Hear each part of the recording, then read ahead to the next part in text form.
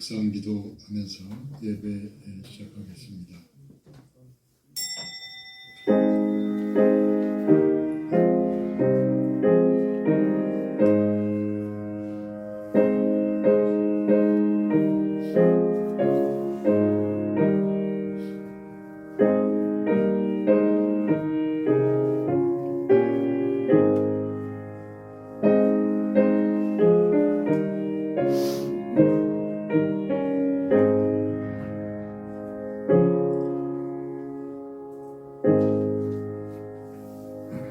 하나님이 모든 것을 지으시되 때를 따라 아름답게 하셨고 또 사람들에게는 영원을 사모하는 마음을 주셨느니라.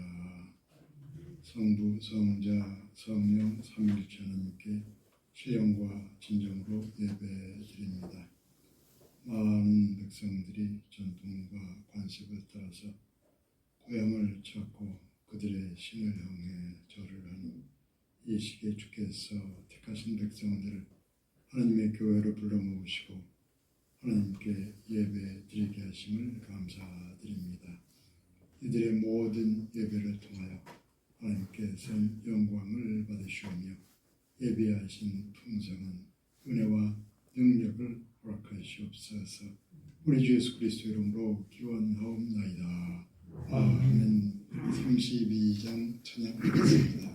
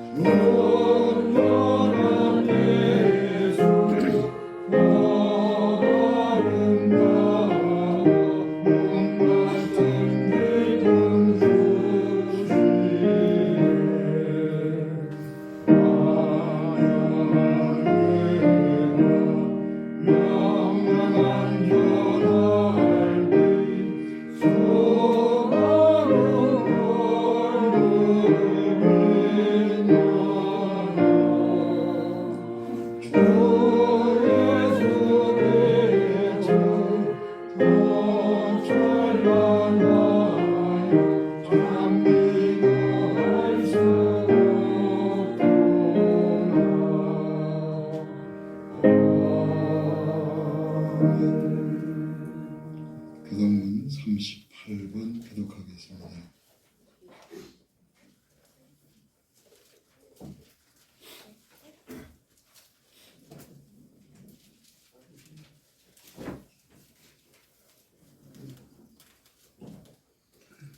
지존자여 시편강과 비파와 수금으로 여호와께 감사하며 주의 이름을 찬양하고 주마다 주의 인자하심을 알리며 밤마다 주의 성실하심을 베푸니 좋습니다.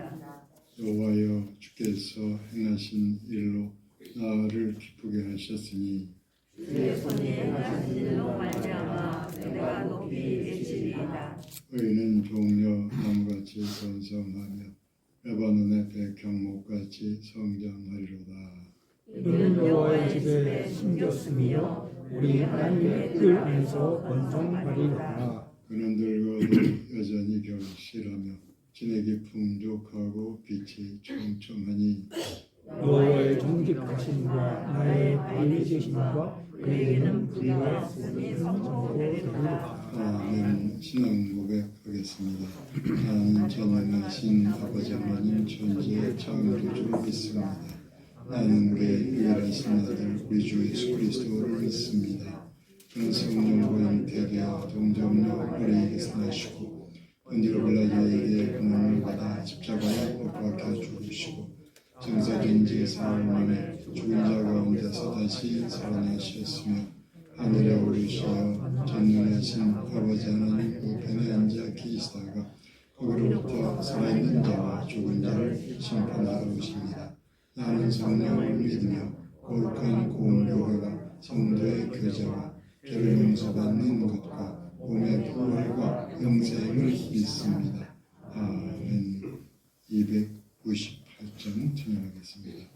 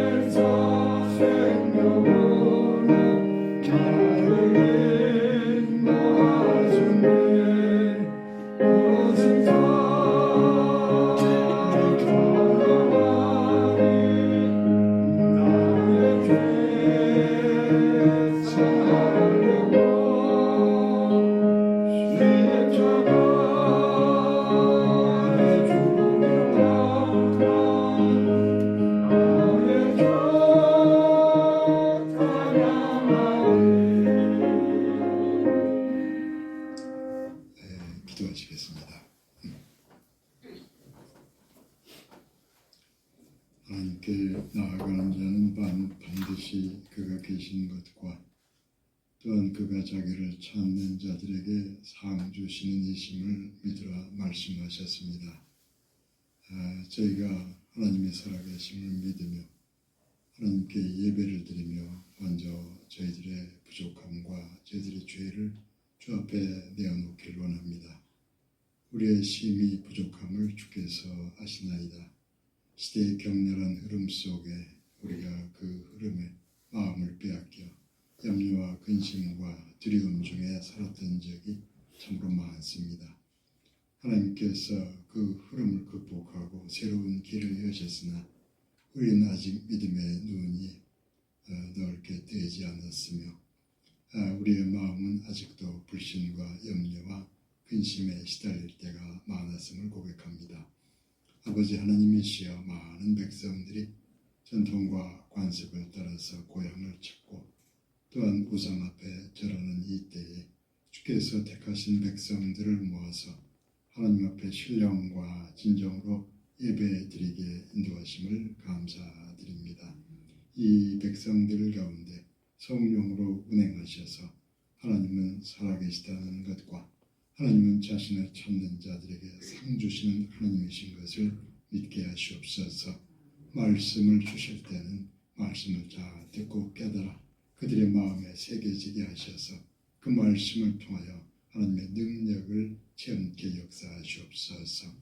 주 앞에서 낮추라. 그러면 주께서 너희를 높이시리라. 그 말씀대로 우리가 마음을 낮추어 말씀을 들을 때 그 말씀이 우리 안에 들어와서 우리 마음을 살아나게 하며 우리의 삶에 생명을 일으키는 귀한 말씀이 되게 역사하여 주시옵소서. 우리에게 새 힘을 주시옵소서. 어려운 시대에도 하나님의 은혜와 능력으로 담대하게 살아갈 수 있도록 하나님의 능력을 더하시옵소서. 오늘의 모든 예배를 통하여 하나님께서 홀로 영광을 받으시오며 예배 처소들마다 성령으로 충만하게 역사하시옵소서. 예수님의 이름으로 기도하옵나이다. 아멘.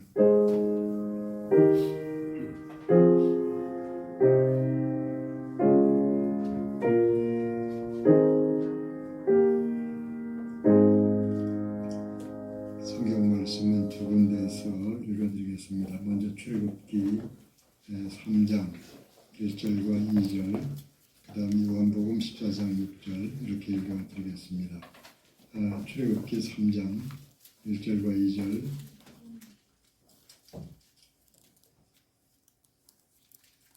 출애굽기 3장 1절 2절 두 절 먼저 읽습니다. 모세가 그의 장인 미디안 젖장 이드로의 양떼를 치더니 그떼를 광야 서쪽으로 인도하여 하나님의 산 호렙의 이름에 여호와의 사자가 떨기나무 가운데로부터 나오는 불꽃 안에서 그에게 나타나시니라. 그가 보니 떨기나무에 불이 붙었으나 그 떨기나무가 사라지지 아니하는지라. 아멘. 요한복음 14장 6절, 우리가 평소에 자주 들어온 말씀입니다. 요한복음 14장 6절, 예수께서 이르시되 내가 곧 길이요 진리요 생명이니 나로 말미암지 않고는 아버지께로 올 자가 없느니라. 아멘. 찬양 순서 후에 말씀을 전하겠습니다.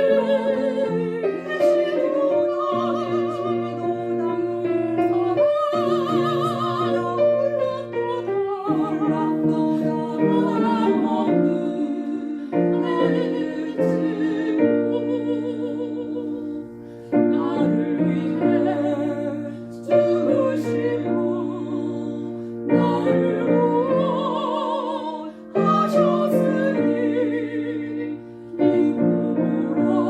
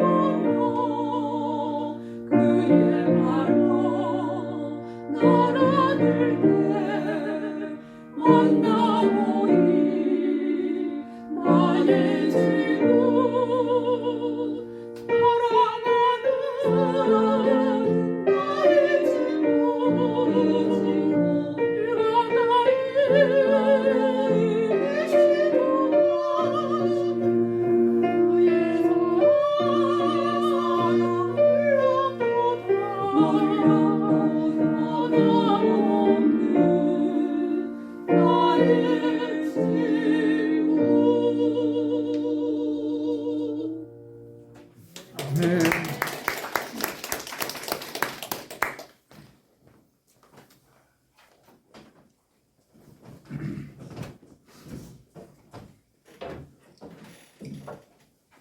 어, 1970년대나 80년대까지만 해도 사람들은 일반적으로 과학기술이 발달하면 우리의 삶이 편리해지고 또 행복하게 될 것이라고 생각했습니다.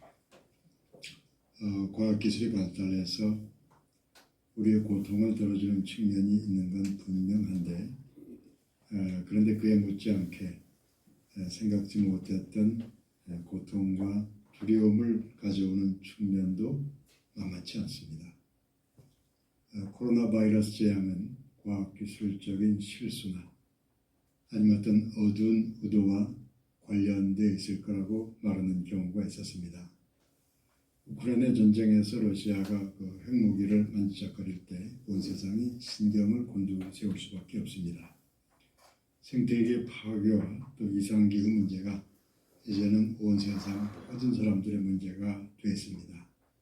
과학기술이 발달한 만큼 정신적인 여유는 사라져가는 듯한 느낌을 받기도 합니다. 그 과학기술의 발달이 인간에게 위험한 게 될 수도 있다는 생각을 하게 되는 겁니다. 하등한 생명체일수록 비교적 단순한 삶을 살다가 죽으면 그것으로 끝나게 됩니다. 그런데 고등한 생명체들은 그 의식이라는 걸 가지고 살아가는데 고등한 쪽으로 갈수록 의식의 차원도 높아지면서 그만큼의 더 심한 고통을 느끼게 됩니다. 의식을 지닌 생명체는 고통 속에 태어나서 고통 속에 살다가 고통 속에 죽어가는 겁니다. 의식의 차원이 가장 높은 이성적인 존재라는 인간은 고통이 다가오기도 전에 그 고통을 예견하면서 스스로 정신적인 고통을 느끼면서 살아갑니다. 의식의 차원이 높은 만큼 고통의 깊이와 넓이도 그만큼 더 커져가는 셈입니다. 물론 고통만 있고 두려움만 있는 건 결코 아닙니다. 인생과 역사의 어려운 시기들 사이사이에 행복한 시간들이 끼어있는 게 분명합니다. 그렇지만 잠시 그런 행복을 느끼다가도 이 행복이 언제까지 갈 것인지 노심초사하게 됩니다. 그러다가 행복을 잃고 난 후에는 비참한 심정으로 과거를 돌이키면서 그것을 추억이라고 부르게 되는 겁니다. 어쨌든 간에 인생은 고통과 떨어질 수 없는 것이요. 기독교 복음은 그 고통과 죽음을 신앙의 핵심 과제로 삼고 있다는 점을 기억하면서 이 시간의 말씀을 들으시기를 바랍니다. 기독교는 유대인들 사이에서 시작됐습니다. 호전적인 강대국들 사이에서 전쟁에 휘말리고 패배하고 끌려가고 하는 과정에서 그 고통과 절망 속에서 형성되었고 또 전해져 온 것이 기독교의 복음입니다. 기독교는 인간이 감당하기 어려운 고통과 절망 중에서 형성된 복음이라는 말씀입니다. 유대민족의 깊은 어둠의 시기에 예수 그리스도께서 세상을 찾아오셨습니다. 그리고 그분의 생애는 많은 고통과 또 고난으로 이어지게 됩니다. 우리 주님의 생애가 그러한 것처럼 그분을 믿는 신앙인의 생애도 실제로는 많은 고난과 고통으로 이어지게 됩니다. 고난과 고통을 통해서 하나님과 깊은 관계를 맺어가면서 하나님의 사람으로 변화되어 갑니다. 고난당하시고 부활하신 예수님을 바라보면서 결국은 그분을 닮아가게 되는 것입니다. 고통과 절망 중에도 하나님을 바라보는 사람을 하나님께서 기뻐하십니다. 구약성경의 역대하 16장 9절이 이렇게 전하고 있습니다. 여호와의 눈은 땅을 두루 감찰하사 전심으로 자기에게 향하는 자들을 위하여 능력을 베푸시나니 고통스러운 현실 속에서도 전심으로 마음을 다해서 하나님을 바라보는 사람을 위해서 하나님께서는 능력을 나타내시는 겁니다. 고난당하는 백성의 진정한 희망은 하나님을 바라보는 그 마음에 있다는 말씀입니다. 그러니까 어떤 어려움 중에도 희망 있는 인생이 되려고 한다면 하나님을 바라보는 마음이 필요합니다. 희망 있는 교회가 되려고 한다면 하나님을 바라보는 성도들의 마음이 필요한 겁니다. 그러니까 어느 때나 교회의 관심사는 교회 자신이 아니고 교회 주인 되시는 하나님을 향해야 합니다. 교회의 관심사는 하나님이 되어야 하고 또 교회의 관심사는 하나님의 백성들의 미래가 되어야 하는 겁니다. 그런 의미에서 우리의 관심사는 하나님이요. 우리의 마음에서는 하나님과 또 미래가 살아 움직여야 하는 것이요. 그것이 기독교 복음이 가리키는 희망이 되는 것입니다. 가진 게 없는 사람에게는 가진 게 없다는 그 자체가 큰 문제가 됩니다. 근데 보다 더 큰 문제는 희망 없이 살아간다는 겁니다. 희망 없이 부자로 살기보다는 가난하더라도 희망 있는 편이 더 낫습니다. 희망을 잃지 않고서 살아갈 수 있다면 가난한 자 편에 서는 것도 괜찮다는 말씀입니다. 희망 없이 부유한 인생이 있고 희망은 있을 때 가난한 인생이 있을 때 어느 편을 선택할 것인가? 어떤 사람이 어떤 선택을 할지는 장담하기는 어려울 겁니다. 그렇지만 예수 그리스도의 선택은 가난하지만 희망이 있는 편에 더 가깝습니다.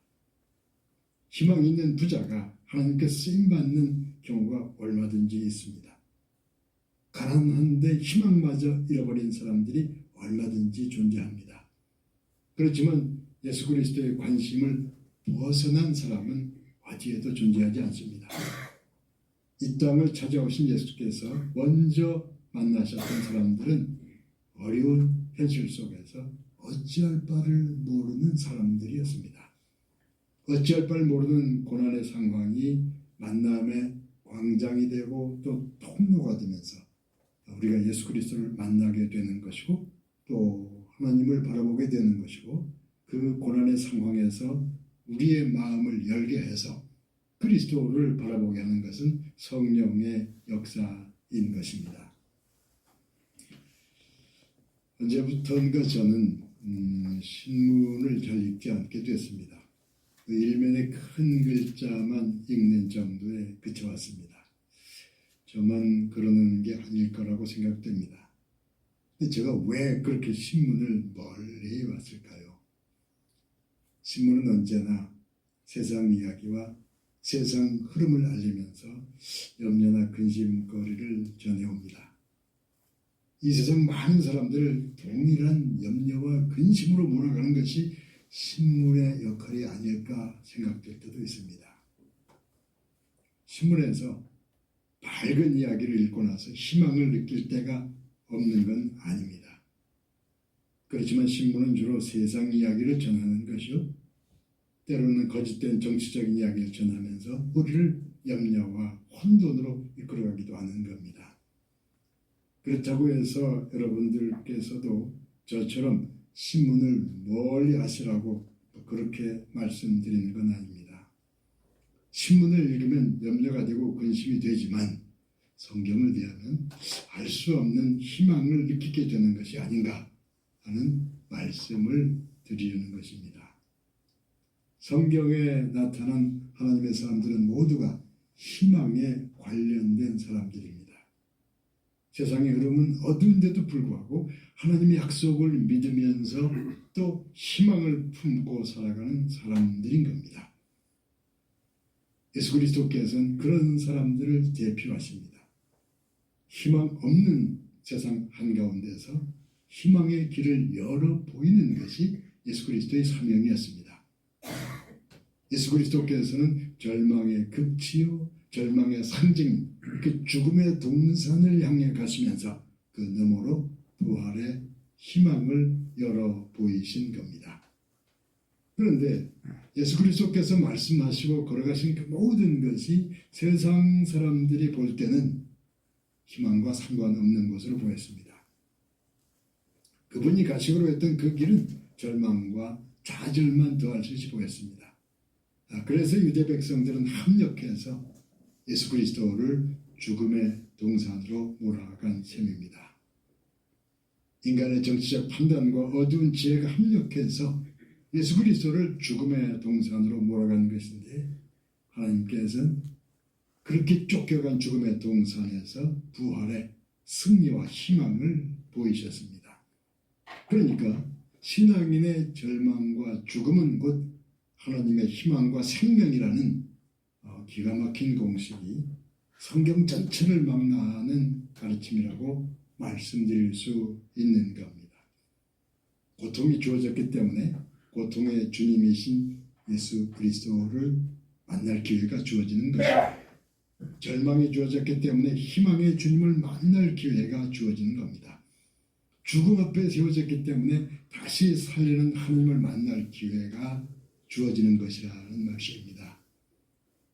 그러니까 성경적인 복음 한가운데에는 이질적인 두 가지 요소가 공존하는 걸 알 수 있습니다. 고난 중에 좌절하고 분노하는 인간이 한편에 있다면 그 인간을 살리기 위해서 생명을 내놓으려는 하나님의 아들이 저 다른 편에 서 계십니다.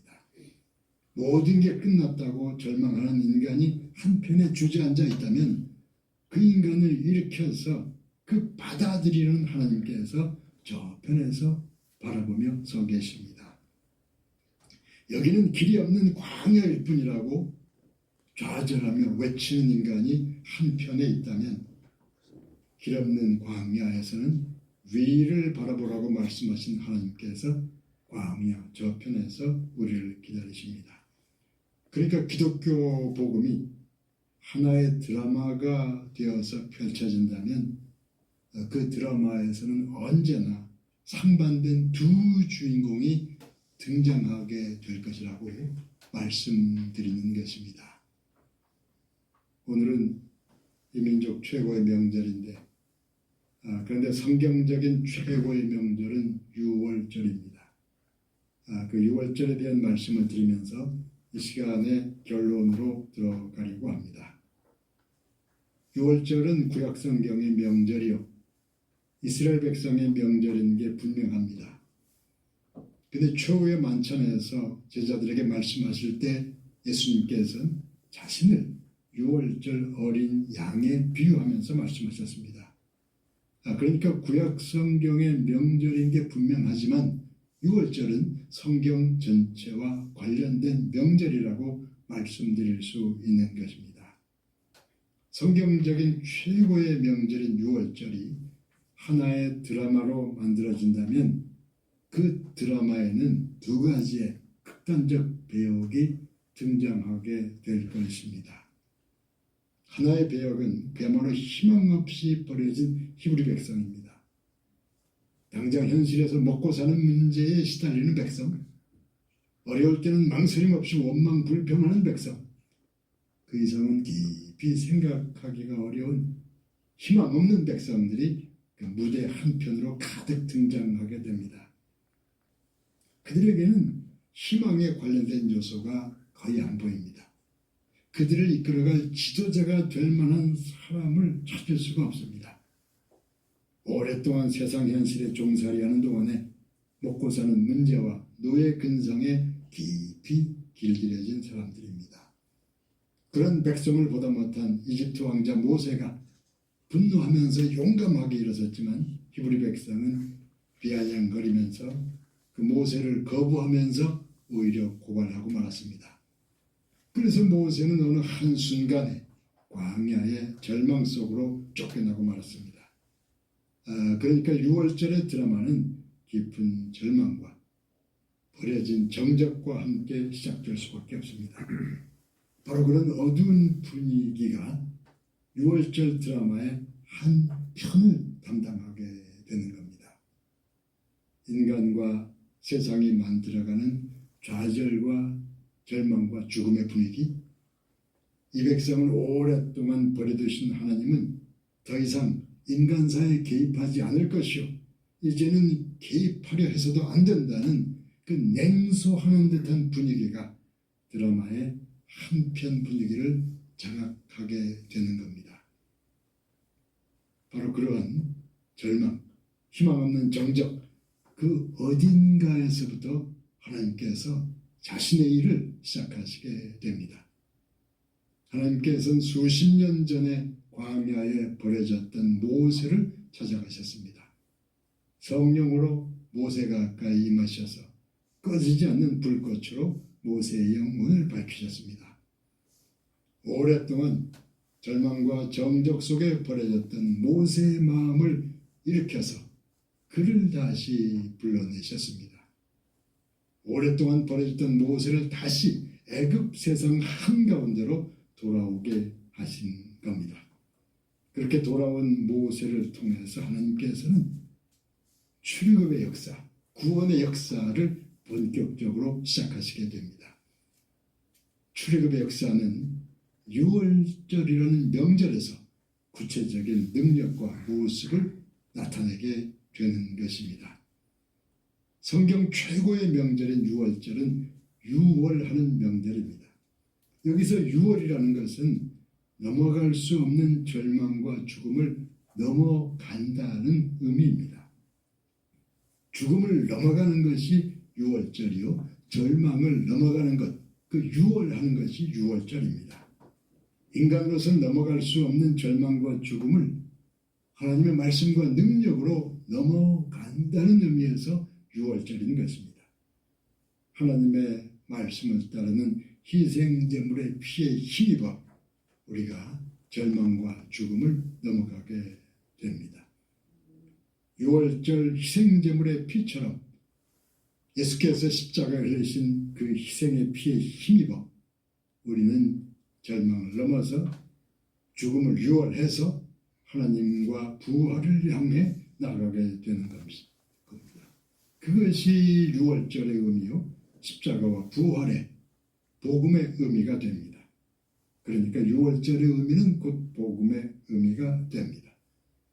넘어설 수 없는 고통과 절망과 죽음을 하나님의 도우심으로 넘어가는 것이 유월절이요, 그런 일이 우리의 인생과 역사 속에 나타난 그 날이 기독교의 명절이 되는 것입니다. 많은 어려움을 넘어서고 유월하는 일들이, 그 성경적인 명절이 여러분들의 것이 되기를 유월절의 주인이면서 동시에 제물 되시는 예수 그리스도 이름으로 축원합니다. 아멘. 기도하겠습니다.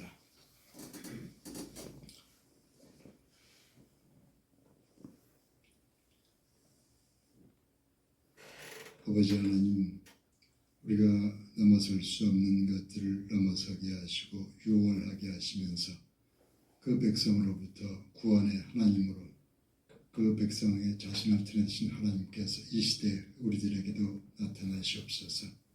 우리를 구원하시는, 넘어가게 하신 하나님으로서 저들에게 주어진 많은 어려운 과제를 넘어가게 하시면서 하나님께서는 구원의 하나님으로 감사, 찬송을 받으시옵소서.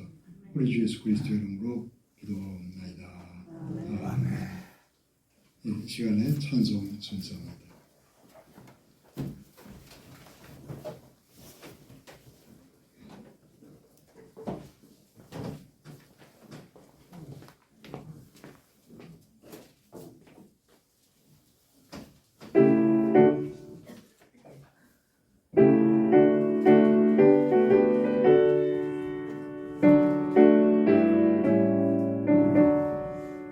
십자가 운명되어서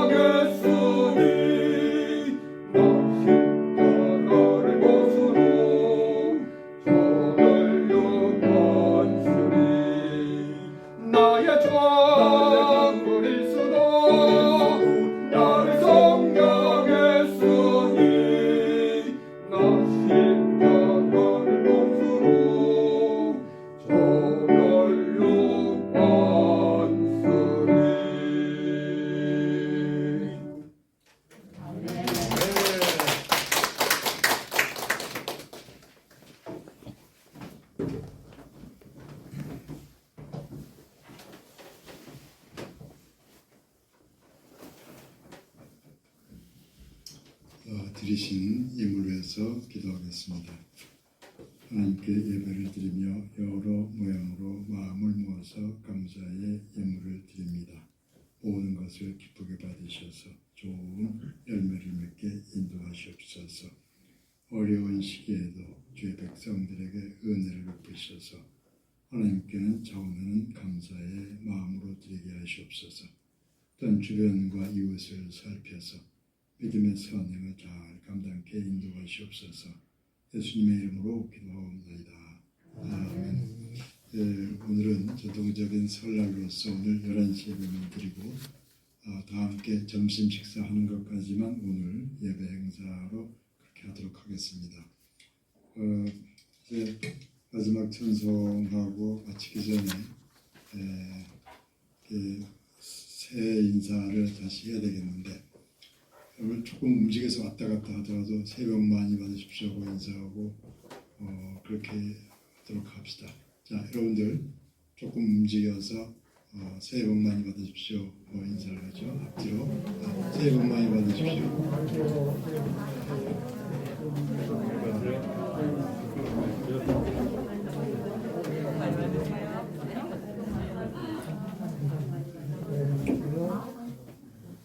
새해 복 많이 받아. 새해 복 많이 받으세요. 네, 그래. 목소리가 좋네.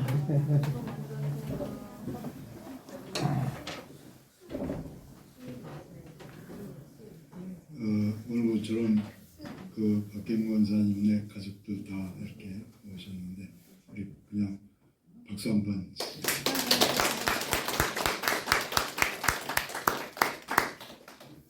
자, 여러분들 적어도 인사합시다. 새해 복 많이 받으십시오. 새해 복 많이 받으세요. 그럼 인사는 우리 다 한 걸로 합시다 이제. 508장 찬양하고 축도하겠습니다.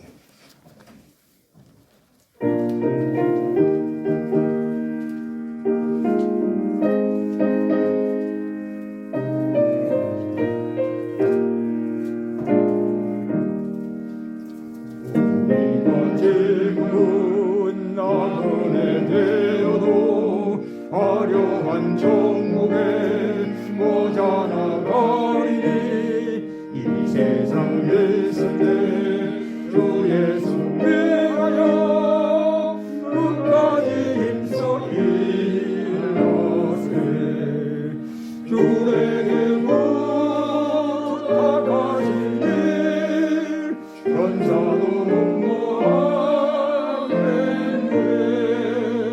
화목해 우주의 말씀은 온 세상 널리 전하네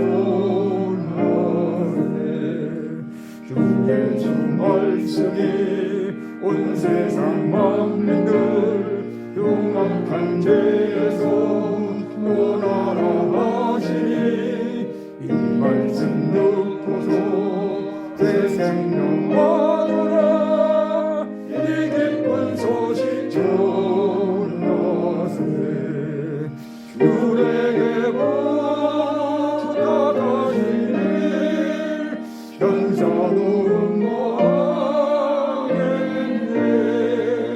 화목해 바라진 우주의 말씀은 온 세상 널리 전하세 영생의 복락과 전국의 발길을 만든 상말로 나가서 전하세 그 예수 말씀이 이 복음 전하라 우리에게 부탁하셨네 주에게 부탁하시니 전사도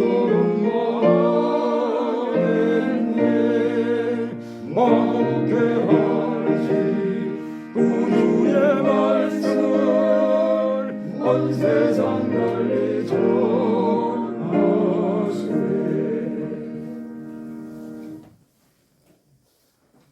이제는 우리 주 예수 그리스도의 은혜와 하나님의 사랑과 성령의 교통하심이 하나님께서 이스라엘 백성을 출애굽하게 하사 구원하신 그 말씀과 능력으로 어려운 시대를 믿음으로 능히 헤쳐나가는 하나님의 백성들 모두의 머리 위에 이제부터 영원까지 함께하옵시기를 간절히 축원하옵나이다. 아멘.